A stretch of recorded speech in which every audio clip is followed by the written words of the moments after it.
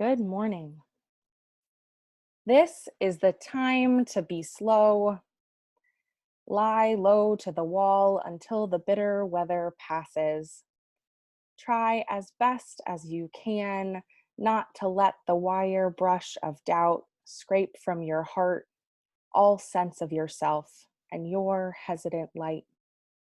If you remain generous, time will come good, and you will find your feet again on fresh pastures of promise, where the air will be kind and blushed with beginning. Good morning once again. My name is Jamie Dingus. My pronouns are she and her, and it is my privilege to serve you as your ministerial intern. Thank you so much for joining us here on online worship. We love you, and we're so happy to see you this morning. Now I'm going to turn our service over to our wonderful worship associate, Al Murray. Good morning, and welcome to the Unitarian Universalist Church of Reading. This week, a virtual church serving communities north of Boston. My name is Al Murray. I'm a member of the worship arts team. My pronouns are he, him, his, or they, them, theirs. Worshiping in the safety of our homes, we are still in community, together with Mary, with Trevor, Sally, Linda in the office, Melissa, Jamie, and the Reverend Hank Peirce. We welcome you. We welcome you no matter your race. We welcome you if you're on a Mac or a Windows PC, a tablet, a watch, or a phone, whether you use Firefox, Chrome, Opera, or Safari. Whatever your political viewpoints, sexual orientation, or gender identity, we welcome you. We especially welcome back those members who have been sequestered from the world and choose to visit us here. Thank you. It is good to see those of you who cannot make it to our campus and are here online with us all. We welcome you, your whole self, with all of your truths and your doubts, your worries and your hopes. Join us on this extraordinary adventure of faith. Our Share the Plate partner for March is the Church of the Larger Fellowship's Worthy Now program, which is an outreach program to over 1,000 incarcerated Unitarian Universalists all over the United States.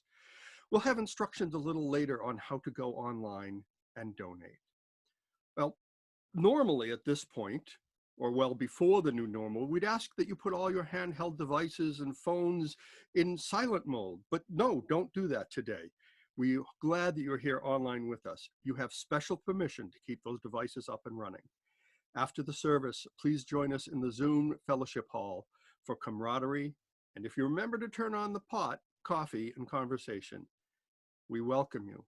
And lastly, I want to tell you something. You belong here. You belong here, maybe for the next hour, although we hope for longer. You belong here, and we are happy to have you with us.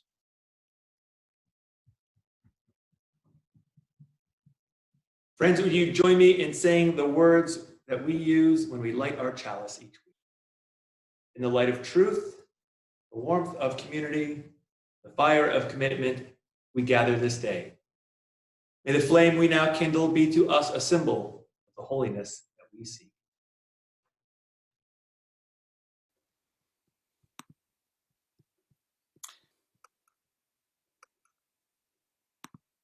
Good morning, everyone. Let's sing together. My life flows on in endless song.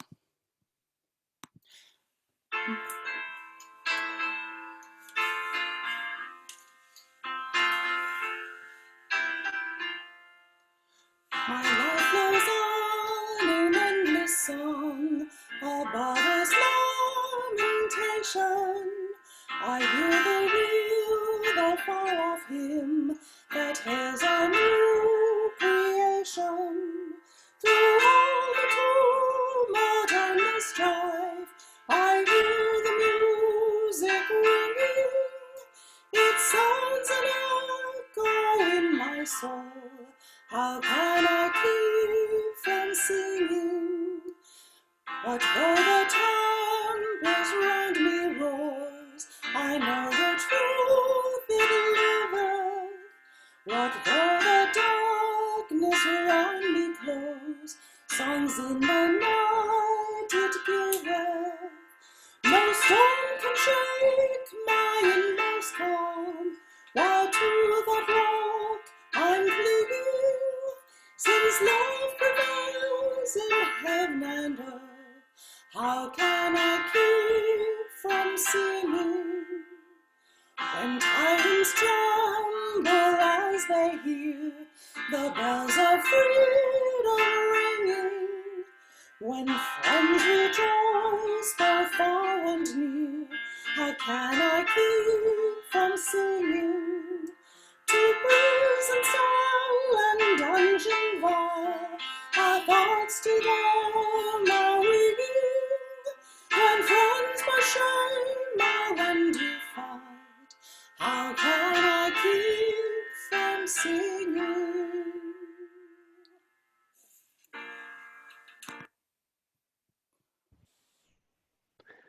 Good morning. I'm AJ Heidkamp, and I'd like to bring you up to date on the pledge drive. By now, you should have received your pledge packet in the mail. And if you haven't, you can pick one up in the atrium as you head over to coffee hour. Oops, just kidding. But you can find all this year's pledge drive materials on UUCR's website. A shout out to Jeremy Wallman-Crowe and Ryan Sillers for getting everything uploaded. Today is Commitment Sunday, which is the high point of our pledge drive. As you know, our campaign has been somewhat disrupted over the past few weeks, while everyone's been working overtime to figure out new ways to do things. So to help us get back on track, the members of the governing board, the finance council, and the pledge drive team have committed to increasing their pledge by at least 3 to 5%. And they've already submitted their pledges using our new online pledge form. Plus, 11 other people have already mailed their pledge cards into the church. So we've now received 23 pledges totaling more than $74,000. And the vast majority of them included an increase over last year's pledge. Thanks to all of you for getting us off to such a great start. And now, we're asking everyone else to follow their lead by submitting your pledge card by the end of the week. And as I mentioned, you can now submit your pledge online. Go to UUCR's homepage and click on the Online Offering and Pledge link. Then look for the big green Pledge Form button. And of course, you can still mail in your pledge card to the office. And as you're thinking about your pledge, please remember that it's for our next church year, which doesn't begin until July. So even though life may not exactly be back to normal by then, we will hopefully be out of crisis mode. And finally, we recognize that some of you have already been directly impacted, either medically or financially, by the COVID-19 crisis and might not be in a position to make a pledge right now. Please let Reverend Hank or the pastoral care team know if you are in need of care and support. And please keep joining these online services and take in all the hope and comfort and support they provide.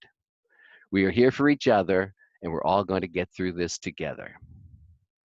And now I'd like to turn things over to Ellison and Matt Martin to tell us why UUCR is important to them and why they pledge every year.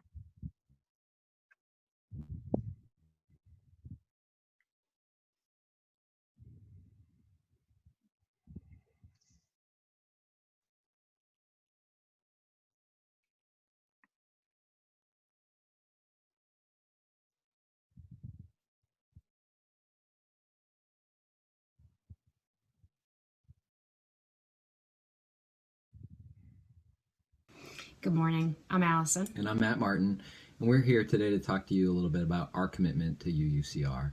So Allison and I first came to UUCR about 5 years ago in the winter of 2015, which if any of you remember the winter of 2015, it was a little hard to get to church. I think it snowed a foot every Sunday for 3 months. So we were seeking a sense of community, someplace to bring our kids on Sunday, to teach them about life, and to strengthen our own beliefs and our own worldviews. So we came a few times, we took part in UU Basics, but it was really that May when we realized that this was the place for us. So it was the coming of age service where the high school youth provide a testimony of what UUCR means to them. And so we were absolutely floored during that service. So here were a bunch of 17, 18-year-old kids who had a worldview of somebody about twice their age. They were accepting, they were loving, and you could tell that they really truly cared about their peer group. And from that day on, we knew that this was the place to raise our kids. I was about 6 months pregnant with our second daughter, Lily, and our focus in life was really turning inward toward family and community and finding a place where we can raise our children to grow up learning love and respect for others. And we were thinking, how can we be better people, and how can we make sure that we act with kindness and that we teach our children to grow up to be kind and inclusive of others. And at UUCR, we really found our home, and we'd come week after week, and even if we were 5 or 10 or maybe 15 minutes late, Melissa would always greet us with such a warm smile. And there was, the nursery to take the kids to when they were little, and the wonderful coffee hour after service for very sleep-deprived parents. And it's been our home. So fast forward 5 years, and we've truly come to appreciate the community that UUCR provides. So our kids are no longer in the nursery, but they still love coming to church every Sunday and seeing their friends. During those 5 years, Allison served on the board. I've survived teaching 3rd and 4th graders. We've hosted a few coffee hours. We've attended a few soirees, and perhaps most memorably at the Kris Kringle Fair every year, we found willing buyers for our entire congregation's garbage. Treasures. Everyone's treasures. So speaking of, everyone's got plenty of time on their hands, so get down in those basements right now and start stocking up for next November. Exactly. So we continue to make our pledge every year because we want this community to grow stronger and to provide structure for us as parents and for our children. We look forward to 10 years from now when our children stand up and speak to the congregation to share everything that they've learned. And we want to make sure we have a strong and growing community to support them as they grow. And so we ask you to continue to give, or if you are new to the church, that 5 years from now that you can tell the same story. Thank you. That was great, Allison and Matt. Thanks so much for sharing your story with us. And I love seeing the kids in the background. Now, normally on Commitment Sunday, this is the time in the service when we'd invite all of you up front of the church to turn in your pledge card as a visible sign of your support. But since we can't do that, let's try something new. What I'd like everyone to do now is to go to the YouTube chat window and enter a short comment. You can promise to make a pledge, or tell us why UUCR is special to you, or share a message of hope or gratitude or support. Things like, I promise to submit my pledge the minute this service is over. I hope I see a lot of comments like that. Or, I'm so grateful for the support of this congregation during these uncertain times. You get the idea. And remember that everyone's going to see your comment, so please don't include any dollar amounts. So go ahead and enter your comment, and then as you watch people's comments scrolling up the screen, visualize them walking up to the front of the church to put their pledge in the basket. And if everyone enters a comment and we all use our imagination, we can fill the center aisle of the church with a virtual pledge drive procession. So come on, everyone, give it a try and let's see what happens.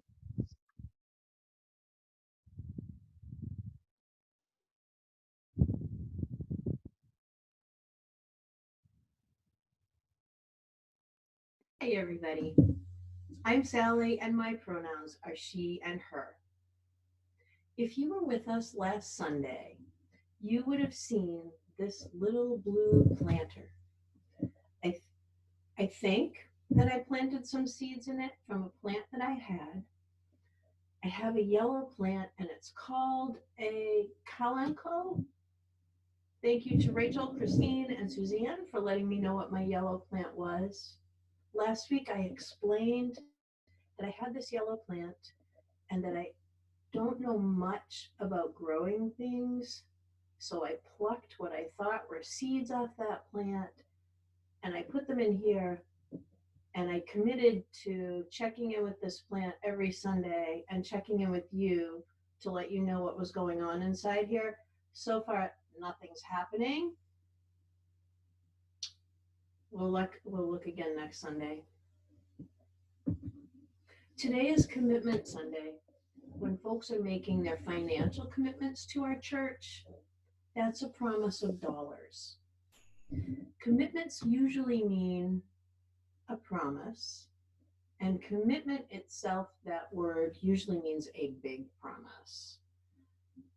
usually when you make a commitment, there's somebody on the other side who really depends on you coming through with that promise. And we know when we covenant with one another in our classrooms, in our teams at church, our covenants are also a promise. And we know that promises are all made in our hearts, in our minds, with our very best intentions. So we're not meeting in church right now. We're meeting online, and most of us, if not all of us, are home, and we are with the people that we spend the very most amount of time with. And I was wondering what it would be like if we made covenants where we meet now. Covenants and commitments to how we are together. Because I know that I'm spending a lot of time at home, and I'm spending time with family members who I'm usually not with for this many minutes of the day. And I was thinking about what it would be like to have a kitchen table covenant and to have a covenant hanging on my kitchen wall. I wonder if you all are wondering the same things. When we create our covenants or our promises to one another or our commitments to one another, we are trying to figure out how we can be together so that we all feel safe, we all feel like we belong, and that there are ways that when we don't come through for each other, we can come back to each other and say, hey, I'm sorry, or hey, can you be patient with me till I get this right next time? And our covenants are always framed as promises where we can come back to each other in love. So now that we're home and we're spending so much time together, I wonder what are the things that we need from each other that are most important to make us feel safe, as happy as we can be sometimes, ways that we can find to forgive one another, and ways we can always come back to each other in forgiveness, with love, with fun, with grace. So I'm going to invite you to think about those kind of commitments today and watch our communications this week as we reach out to you and ask how you are making your commitments to one another. We'll talk to you soon. Have a great week.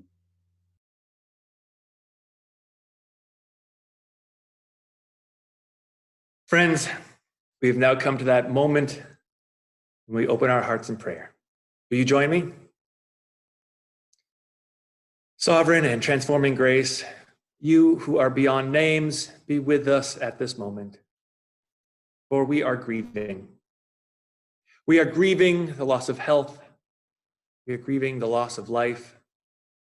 We are grieving the closing of shops and the loss of jobs. We are feeling that the world has changed. Although it may be temporary, it doesn't feel that way. We are feeling a loss of normalcy, a loss of connection, a loss of control, a loss of safety. Though most of us have yet to experience these things, this grief we are experiencing is from what we anticipate losing. It's a fear of what the future may hold. Thou, we are all grieving. It is a collective grief. And though we find teaspoons of hope, we see them overwhelmed with ladles of despair. Help us to come into the present, not to focus on what may or may not happen, but to breathe into the here and the now. May we stock up on compassion. Forgive those whose actions seem out of character, and forgive us our actions that are out of character. Help us to be patient. Remind us that this is temporary. Grant that we may find ways to find meaning from all of this. We hold in our thoughts and prayers this morning all those whose lives and health have been impacted by this virus. And we ask for the loving grace of the collective communities to ease our minds of grief, our souls of sadness, our bodies of stress. Bless those who are working on the front line, working in hospitals and in pharmacies. Bless the scientists and the grocery clerks. And this we ask in the name of all that is gracious and glorious and good. Blessed be, and amen.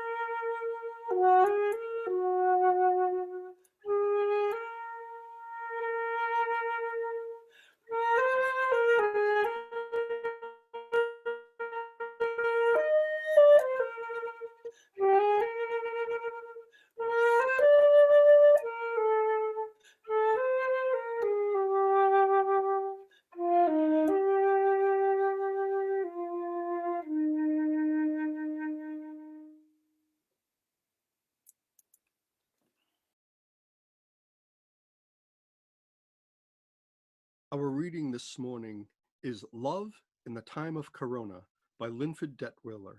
This was written just this past week, March 20th, 2020. Breathe. Go on and live your unexpected life. Inhale love, exhale surrender. Trust all that's in between. Behold, all things are become new. Really? There is fear, there is shock, there is separation, and there is sadness.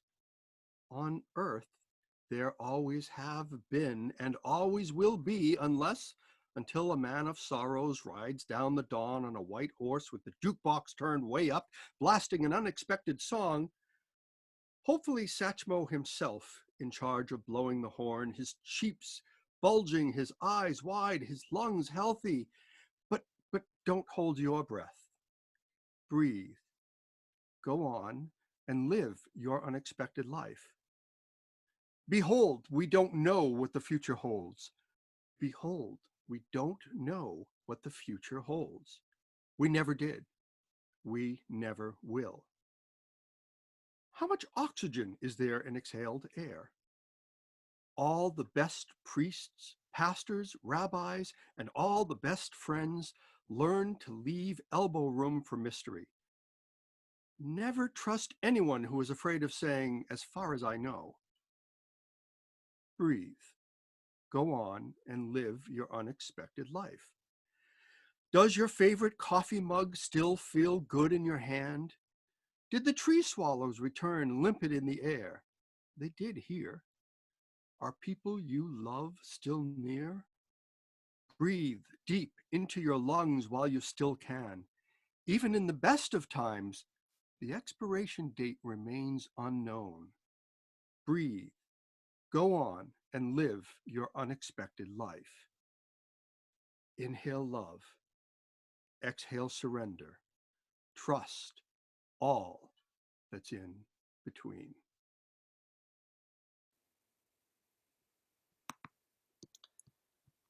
Friends, let's sing again a beautiful song, Comfort Me.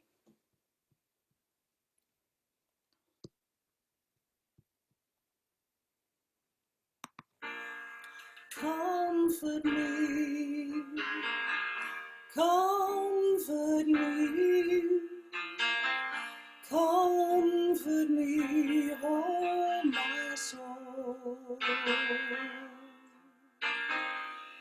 Comfort me, comfort me, comfort me, oh my soul. Sing with me, sing with me, sing with me, oh my soul. Sing with me, sing with me, sing with me, oh my soul. Speak for me, speak for me, speak for me, oh my soul.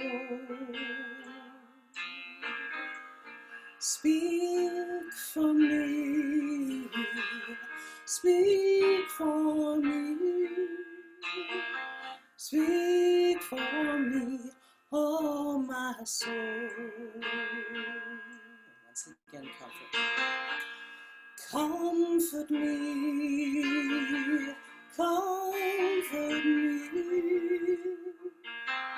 comfort me, oh my soul.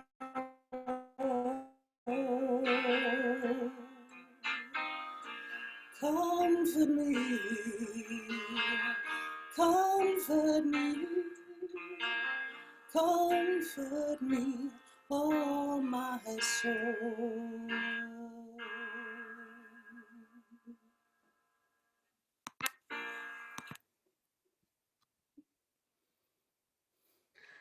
The first wedding photo appeared in my Facebook feed last week. It was of my friend, the Reverend David Schwartz. He's one of the co-ministers at the First Unitarian Church in Chicago. And there he was, standing there in the chancel, wearing his stole, and in his hands he held a container of hand sanitizer. And about 6 feet away in front of him was a lovely young couple in surgical masks and gloves, holding hands. David wrote, "The happiest moment in recent days was the privilege of marrying two wonderful people, Anna and Suzanne, on short notice Friday, after the stay-at-home order had canceled all of their plans. I'm so happy for you both." Wow, I thought, when I saw that, I thought, that's great, how great it was for David to be able to perform this worship service on such short notice. And I also thought of how brave this young couple was to get married anyway. Then on Wednesday, I was watching the local news and I saw another young couple getting married, this time outside on the front steps of Somerville City Hall. Then Thursday, in the style section of the Boston Globe, there was a small story of a couple who had their plans of being married in Las Vegas dashed because of this pandemic, so they thought of eloping, and they called a photographer. The photographer then was able to arrange a beautiful ceremony for just the two of them. And then yesterday, also in the Globe, was a fantastic photo and story about two doctors at Mass General who had to cancel their wedding only to have their co-workers spring into action and create a special moment for the two of them to get married in the Ether Dome, of all places. I thought to myself, is this going to be a thing now? Or is this going to be a thing, right? Are these pandemic weddings where people shower, where people are going to get married during this crazy time, and instead of showering the couple with handfuls of rice, people will stand feet away and throw rolls of toilet paper at them. In the article from the couple who got married at Mass General, one of the people there quipped that this may not have been the wedding that they wanted, but it is clearly the wedding that MGH needed. All of these weddings are what we need. And that's why the news has been focusing on them. It shows a trust in the future, doesn't it? It says this situation, as horrible as it is and may be, is only temporary. And that love is greater than fear and lasts longer as well. I also think there's an unspoken part of why these weddings have been promoted. It's because these weddings are promoting the values that we need at this time. Unity in the face of isolation, a belief that investing in the future will pay off, love in the face of fear. These are important values. These and many, many more are our values as well.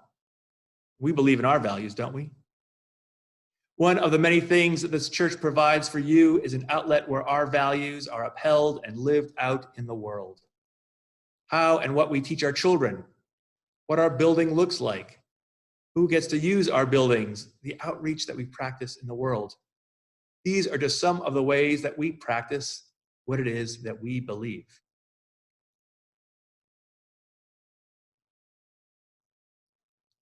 When I meet with couples who are planning to get married, there are many questions that I ask them. The first question is always, why do they want to get married? The answer that I'm looking for is, of course, that they love each other. And in all those questions, I ask about how their families and their friends will get along with each other. And I ask about how the two of them will get along and what will make their union stronger. What is it that will occur when these two become one?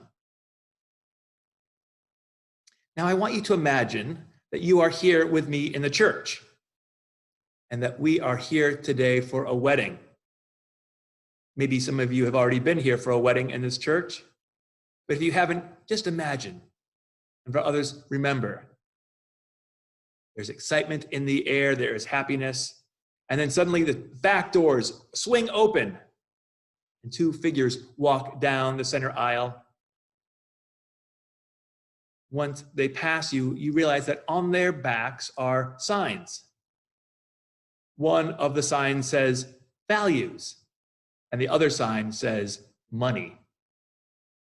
They arrive at the chancel, and I turn to them and I say, "Dearly beloved, we are gathered here today to witness the joining together of our values and our money in holy matrimony. The union of our values and our money in heart, body, and mind is intended by God for their mutual joy and for the help and comfort given to one another in prosperity and adversity. And it is for their life together to be a sign of love in this broken world. That unity may overcome estrangement, forgiveness heal guilt, joy conquer despair. Into this mystical union, these two come now to be joined, so that from this day forward, they will live their lives in unity." And then I might say something like, "If anyone knows why our values and our money should not be joined in matrimony, please speak now or forever hold your peace." Hearing none, I then asked them to turn to each other, to take their hands. And I asked both our values and our monies if they are ready to be each other's spouse, to live together in the covenant of marriage. I asked if they will love and comfort each other, honor and keep each other in sickness and in health, and being faithful to them as long as they both shall live. And of course they say, "We do." And then there's the exchange of rings. And then I say, "May you understand that how you spend your money is how you want the world to be. How you spend your money is how you want the world to be. And then I say, money and value, you have formalized the existence of the bond between you. May you keep this covenant. May we keep this covenant faithfully. And with assured, I now pronounce you married in hearts and minds. They kiss, we all cheer, maybe even throw toilet rolls. My friends, this week, as you fill out your pledge cards, remember that this church is an extension of what it is you believe about this world. When you fulfill your pledge, you are supporting our liberal religious values. And you are saying that you believe in the future and that you believe in the power of love. Amen.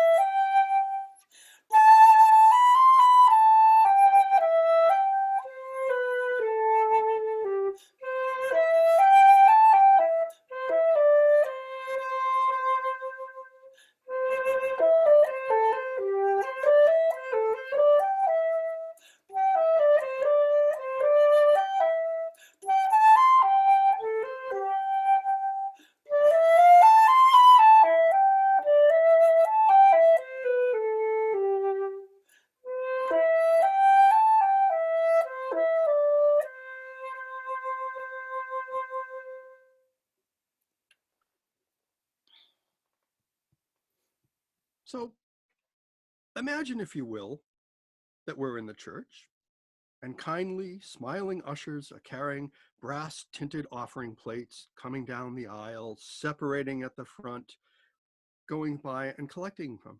Imagine, if you will, us being together. Barring that, however, I'd like you to go here.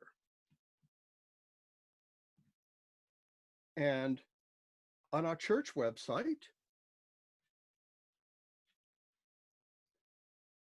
come down to the offering of pledges.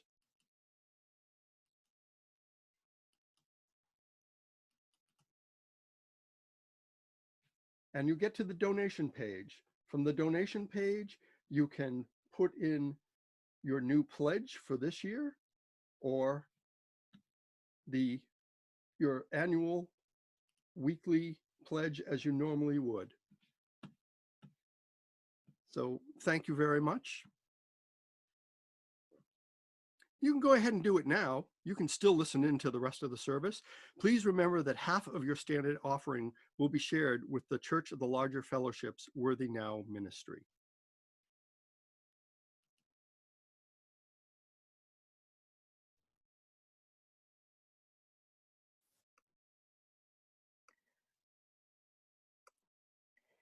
Good morning. Good morning again. I am here to share with you our congregational life and to share with you some of the fabulous online programming we have available for you this week. I'm going to run quickly through it, but you can also find all this information linked in our resource guide for virtual programming, and I'm going to put it in the description of our YouTube video so you'll be able to get more concrete details from all of this. But basically, every day of the week, if you want to hang out with people at church, there's an offering for you. We've got youth group and young adult groups gathering tonight. Hank is reading stories on Monday, Wednesday, and Friday on Facebook Live at 1 o'clock. Monday morning, you can join me for a new program I'm offering called Spiritual Office Hours. It's a drop-in space. Come for 5 minutes or the whole 2 hours, whatever works for you, and let's chat and check in. On Tuesday, Andy First offers guided meditation. On Tuesday as well, our nursery staff is offering a show and tell time for our youngest children. Wednesday evening, Program Council will be meeting online at 7 p.m. If you're part of that, please join that meeting. On Thursday, Hank has his coffee hour. Thursday afternoon, children can check in with their UU principals. That'll be a Sally offering. And then there's Thursday evening Vespers. And then on Friday, if you've been part of our yoga program that Mary Wellman Crow runs, now you can explore that option online. As well as all of those programs, we also are continuing our Chalice Circle program. So if you're in a Chalice Circle, that should be meeting on Zoom. And if you're not, contact Melissa, our member services coordinator, to get involved in a Chalice Circle. I hope you each find ways to be involved this week and know that we are here for you in these challenging times and are finding new and creative ways to find connection. And now we will sing. So I will turn it over to Mary. Let's sing again. We'll sing a song that we often sing at regular church, Come and Go With Me to That Land. And I hope you're feeling a sense of hope and possibly sustenance from our service this morning. And if you feel so moved while you're singing at home, please start clapping, you know, as we usually do in the service. I'm gonna start up and Jamie will put the lyrics up. It starts quickly. Come and go with me to that land. Come and go with me to that land. Come and go with me to that land where I'm bound, where I'm bound. Come and go with me to that land. Come and go with me to that land. Come and go with me to that land where I'm bound. There'll be freedom in that land. There'll be freedom in that land. There'll be freedom in that land where I'm bound, where I'm bound. There'll be freedom in that land. There'll be freedom in that land. There'll be freedom in that land where I'm bound. There'll be justice in that land. There'll be justice in that land. There'll be justice in that land where I'm born, where I'm born. There'll be justice in that land. There'll be justice in that land. There'll be justice in that land where I'm born. And of course, they'll be singing. They'll be singing in that land. They'll be singing in that land. They'll be singing in that land where I'm born, where I'm born. They'll be singing in that land. They'll be singing in that land. They'll be singing in that land where I'm born. Thank you. We'll be singing in that land, but first we need to extinguish our chalice. So I invite you to say the words we say each week. That we extinguish this flame, but not the light of truth, the warmth of community, or the fire of commitment.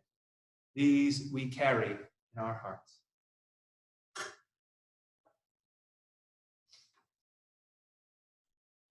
And now will you join me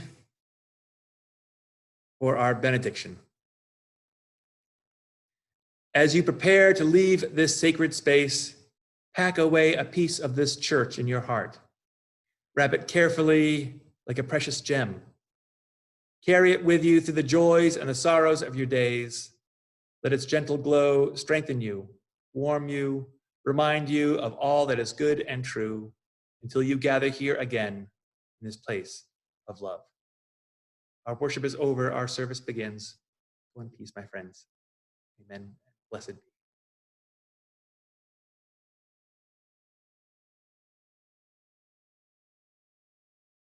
be.